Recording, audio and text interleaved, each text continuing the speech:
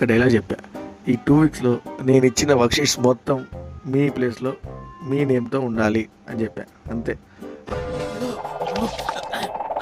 Worksheets ఉన్నాయో లేదో తెలియదు, ఉంటే ఏ వర్క్షీట్ ఎవరి దగ్గర ఉందో తెలియదు, మొత్తం పోయి నేను మొత్తం తెచ్చుకున్నాను కూర్చొని. అంటే అది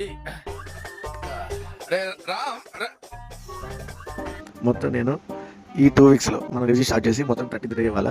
2 వీక్స్లో 5 చాప్టర్స్ అయిపోయాయి. Maths 3 chapters, limits, second continuity, third differentiability, కెమిస్ట్రీలో classification of elements and D and black.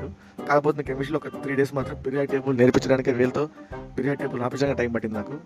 దాదాపు 99% మెంబర్స్ అందరూ కూడా ఇప్పుడు పీరియాడ్ టేబుల్ రాలేవారికి జస్ట్ ఇప్పుడే నేర్చుకున్నారు. సీరియస్నెస్ రాదా మీకు ఇంకా లైఫ్లో ఎప్పుడు? ఒక్కసారి వీళ్ళు చూడండి. ఇప్పుడు నెక్స్ట్ వీళ్ళు తెప్పించుకోవడానికి వీళ్ళు ఎంత యూటీ ఉందంటే, వీళ్ళ ప్లాన్లు స్కెచ్లు మామూలుగా కొంతమంది వేరే సెక్షన్కి వెళ్ళి తీసుకొస్తున్నారు వర్క్షీట్, కొంతమంది ఏమో వెనకే ముందు పాస్ చేసుకుంటున్నారు. అందులో తప్పే ఉంది, అది ఆర్ట్. జస్ట్ ముందు చెక్ చేసి వెనకొచ్చే లోపు ముందోళ్ళు వెనకే పాస్ చేస్తున్నారు.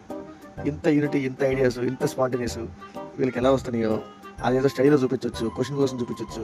ప్లస్ పైగా ఇలా చేయాలని వీళ్ళకి ఎవరు చెప్పరు, ఆయన కూడా వీళ్ళు ఇలాంటి మాత్రం బాగానే చేస్తారు.